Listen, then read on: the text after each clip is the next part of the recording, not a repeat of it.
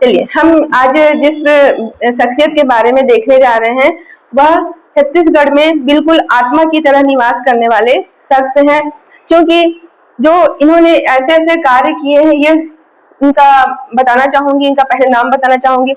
हम देखने जा रहे हैं जिनके बारे में और जिनसे जुड़े चीजों के बारे में देखे जा रहे हैं, पूरा व्यक्तित्व समझने जा रहे हैं, जीवन परिचय देखे जा रहे हैं, जीवन में इन्होंने क्या क्या किया है और कैसे इनका नाम अब भी चल रहा है और अंतिम दम तक चलता रहेगा। जब तक यह धरती है तब तक नाम चलता रहेगा।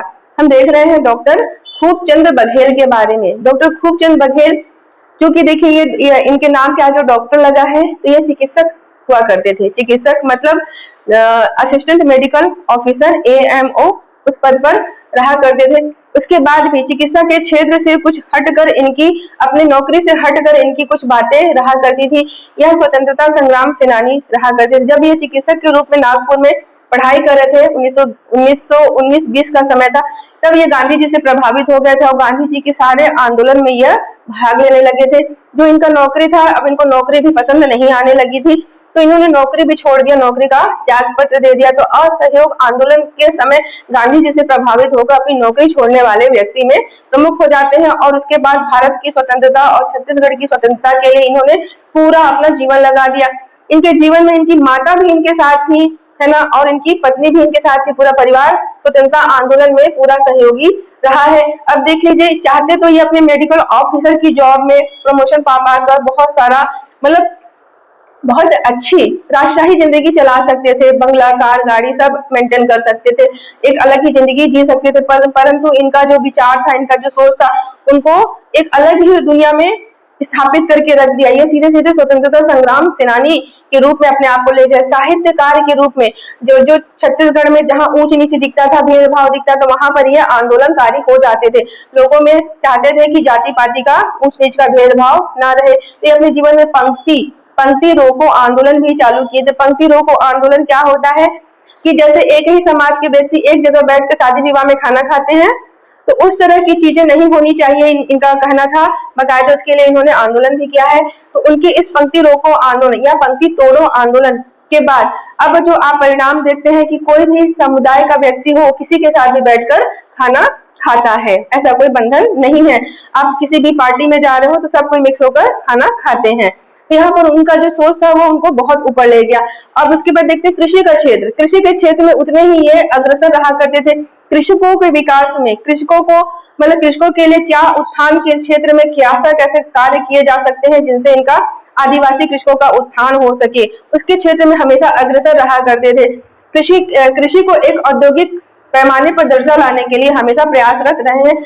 यही कृषि जो इनको कृषि के क्षेत्र में जो योगदान देने के कारण डॉक्टर खूबचंद बघेल को याद किया जाता है। और उनके बहुत ज्यादा इस क्षेत्र में उनके योगदान को देखते हुए छत्तीसगढ़ प्रशासन के द्वारा डॉक्टर खूबचंद बघेल राजकीय सम्मान या राजकीय अलंकरण पुरस्कार प्रति वर्ष 1 नवंबर को राजकीय दिवस के दिन प्रदान किया जाता है। और किस क्षेत्र में, कृषि के क्षेत्र में उत्तम योगदान देने वालों को यहाँ पर प्रदान किया जाता है, चाहे वो जैविक कृषि के माध्यम से अच्छी खेती करें, अच्छी पैदावार उत्पन्न करें, कृषि यंत्रीकरण के माध्यम से वो अपनी पैदावार का उत्पादन अच्छे से करें, साधारण से खाद बीजों का लेकर अच्छा एक उत्पादन कार्य करे।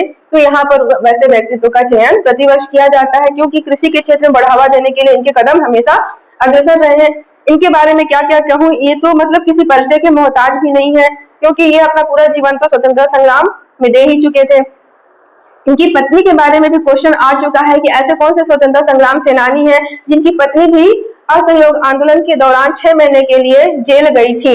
तो इस क्वेश्चन को आया हुआ है, इस क्वेश्चन के बारे में भी बताया जाएगा। तो इन्हीं की पत्नी थी राजकुंवर देवी, जो असहयोग आंदोलन के समय मतलब जेल में भी गई थी। तो माता भी जेल गई थी साथ में। सोचिए, पूरा परिवार इनका मतलब भारत को आजाद कराने में लगा हुआ था। छत्तीसगढ़ की आजादी भी उसी में शामिल रही है। सविनय अवज्ञा आंदोलन उसमें भी रहे हैं। ये गांधी जी के प्रत्येक आंदोलन में ये बाकायदे साथ रहे हैं।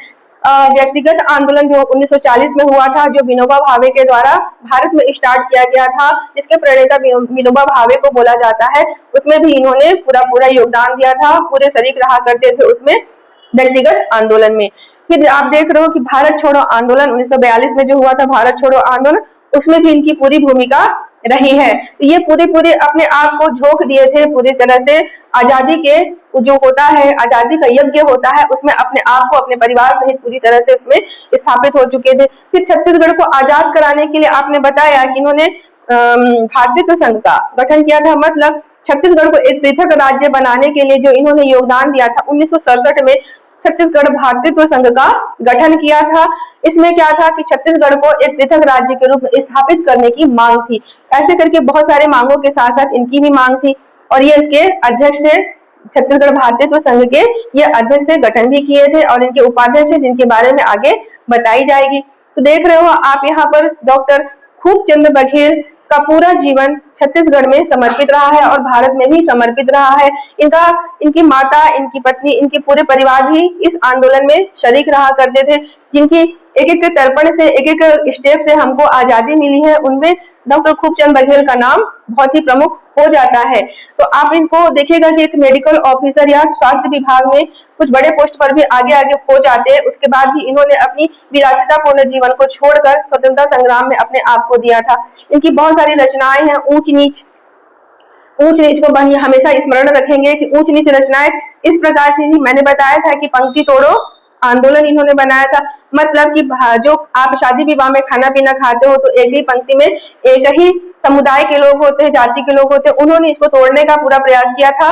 और आज देख रहे हो इन्हीं की जो कर्म शक्ति थी उसी के बदौलत समाज के सारे लोग कहीं पर भी मतलब उठ बैठकर खाना पीना साथ में खाते हैं। उसके बाद जरनैल सिंह इनकी एक रचना है ना, जिसमें दब्बूपन हटाने के लिए इन्होंने कई बातें कही हैं। फिर करम छड़ा इनकी रचना है। तो काफी इन्होंने बहुत प्रमुख रचनाएं अपने जीवन में लिखी है और नाटकों के माध्यम से ऊंच नीच का मंचन भी किया गया है। और यहाँ पर भारत माता एक इनकी रचना है। जब 1962 में भारत चीन युद्ध हो रहा था तो यहाँ पर भारत माता का यहाँ पर नाटक का इन्होंने मंचन कराया था। उसमें से बहुत सी राशि एकत्रित हो गई थी चंदा के माध्यम से, जिसको यहाँ पर उन्होंने भारत के उत्थान के लिए और विकास के लिए इस चंदा की राशि को भारत सरकार को सौंपा था। आप देख रहे हैं यहाँ पर इनका पूरा जीवन बहुत ही उत्कृष्ट रहा है। मतलब सीख है, यह प्रेरणा है कि जीवन में मतलब अपनी सारी चीजें छोड़कर छत्तीसगढ़ की आजादी, भारत की आजादी में शरीक रहे हैं। और जब इनका देहांत हुआ तब ये दिल्ली जा रहे थे, शीतकालीन सत्र में शामिल होने के लिए वहां गए हुए थे। वहीं पर हृदयघात के कारण इनका जो देहावसान हो गया था। तो हमने एक विभूति को उस समय गंवा दिया था।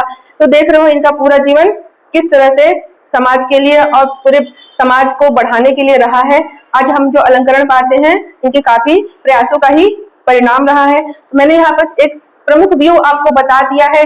अब इसके अंदर चलते हैं। आपको एक एक बातें नोट्स के हिसाब से चलनी है और आपको लिखने के हिसाब से चलनी है। एग्जाम में आने वाले पूरे यहाँ से आपको प्रमुख चीजें मिलने वाली हैं।